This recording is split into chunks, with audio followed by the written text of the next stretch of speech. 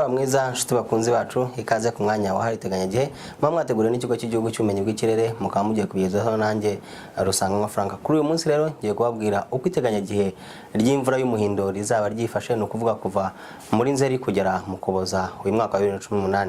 Muri rusange mu gihugu cyacu biteganyijwe yuko tuzagira imvura nk'isanzwe igwa mu bihe byiza by'umuhindo. Iyo tuvuze ibihe byiza by'umuhindo se biba bimeze bite? Iyo tuvuze ibihe byiza by'umuhindo mu ntara y'Iburasirazuba baba bari ku mpuzandengo y'imvura ingana na milimetero hagati ya 290 ndetse na 350, mu gihe mu mujyi wa Kigali bo baba bari ku mpuzandengo y'imvura ingana na milimetero 290 kugeza ku mvura ingana na milimetero 360.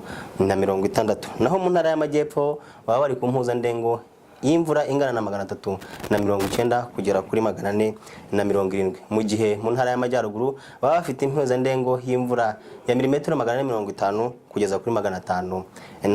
Naho mu ntara y'Uburengerazuba ari naho tukunze kugira imvura nyinshi baba bari ku mpuzandengo y'imvura ingana na milimetero 490 kugeza kuri 540. Nimvuga rero imvura iringaniye bitewe naho uherereye wumve uko izaba ingana.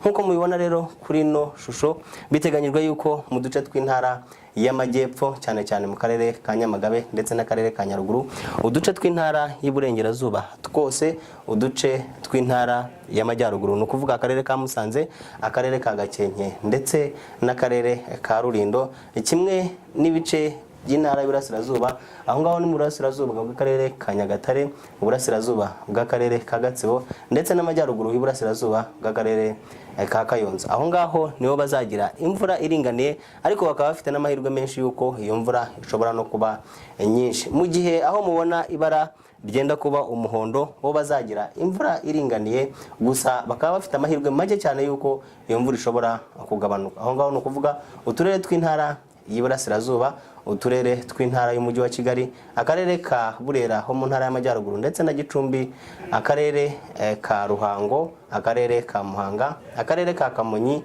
Nyanza, Huye ndetse na Gisagara, aho ngaho ni mu ntara y'Amajyepfo.